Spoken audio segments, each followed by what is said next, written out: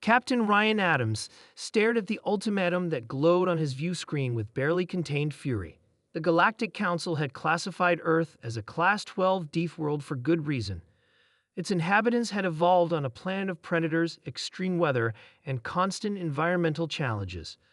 Yet for decades, humans had played nice, pretending to be the gentle, curious newcomers that the galaxy expected.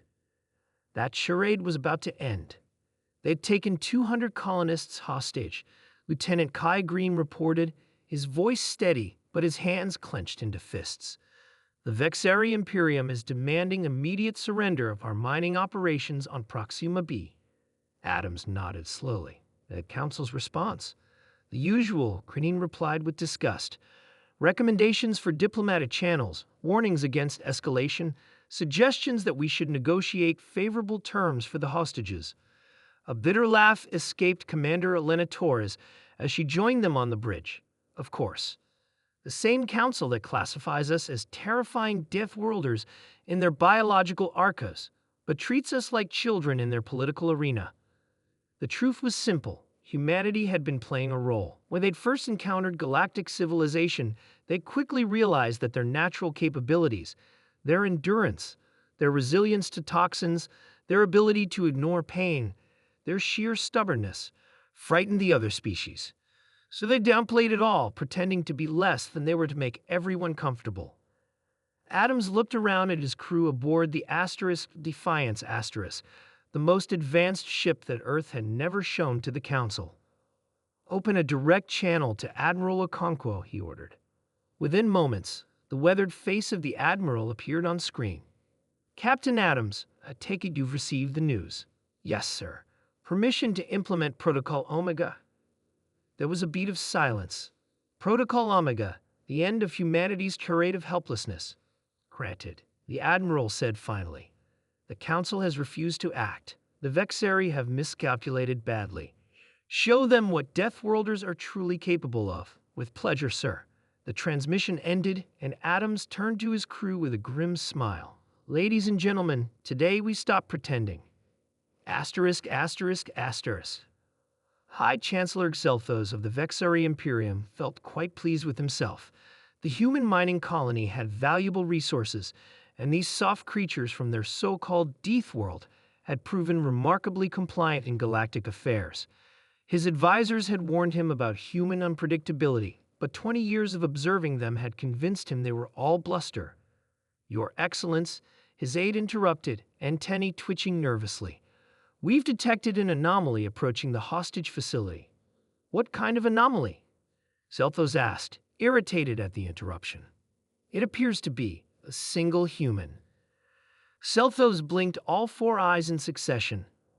One human, walking toward a military installation, put it on screen. The image showed a lone figure walking calmly across the barren landscape of the moon where they held the human hostages. No protective gear beyond a simple breathing apparatus. No weapons visible. This is absurd, Xelthos muttered. Increase security, but don't engage unless necessary. It's clearly a distraction. Asterisk, asterisk, asterisk. The lone human was Major Thomas Reed, and he was indeed a distraction, but not in the way the Vexari suspected. As he'd approached the facility, special nanites in his bloodstream were already mapping the entire complex, transmitting data back to the Defiance Asterisk. The Vexari had never seen the true capabilities of humanity's military technology. They'd watched the diplomatic vessels, the trading ships, the civilian craft. They'd never encountered soldiers enhanced with military-grade biotech, ships with stealth systems that could mask their presence entirely, or weapons designed specifically to target Vexari physiological weaknesses. Reed didn't flinch as warning shots kicked up dust near his feet. His enhanced eyes could see the nervous guards, could count their weapons, could identify their weak points. The nanites in his system could survive radiation levels that would kill most species instantly. His bones, reinforced with synthetic materials, could withstand impacts that would shatter normal human skeletons. He was what humanity had always been, a Deathworlder, but optimized. This is your final warning, came a voice over a loudspeaker. Return to your vessel immediately. Reed simply smiled and kept walking. Asterisk, asterisk, asterisk.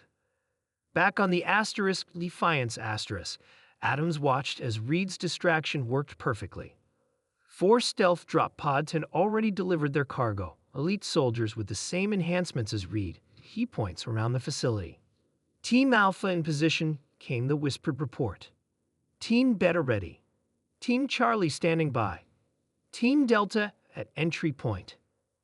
Adams nodded to his communications officer. Send the message. Asterisk, asterisk, asterisk. High Chancellor Xelthos was about to order his guards to capture the lone human when every screen in the command center suddenly displayed the same image. A simple emblem. Earth's globe with a red slash through it. Your Excellence, his communications officer called out, panic evident in his voice. We're receiving a transmission from somewhere inside our facility. Impossible. Greetings, High Chancellor, came a calm voice from their own speakers. Captain Ryan Adams of Earth's Special Intervention Fleet. I believe you're holding some of our people. Xelthos bristled. This posturing is useless. We have 200 of your colonists. You have 1 foolish soldier walking to his death. Actually, Adams replied, his voice still eerily calm. We have 4 teams already inside your facility, control of your life support systems, and targeting solutions for every Vexari ship in this system. Also, your security subnetwork now belongs to us. Would you like a demonstration? Before Xelthos could respond, the lights in the command center went out, replaced by emergency lighting. The main doors sealed shut with a hiss. What humans have allowed you to believe about us and what is true are very different things, Chancellor. We've played along with the galactic community's expectations because it was convenient. That ends today. Asterisk, asterisk, asterisk. Less than 6 hours later, all human hostages had been retrieved without a single casualty on either side. The Vexari Imperium had formally withdrawn all claims to human territory and issued a public apology. As the asterisk Defiance asterisk jumped back toward Earth, Adams received a priority message from Admiral Okonkwo. The Council is in an uproar, the Admiral reported, not bothering to hide his satisfaction.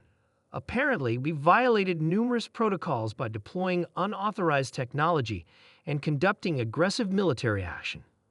What's our response, sir? Adams asked.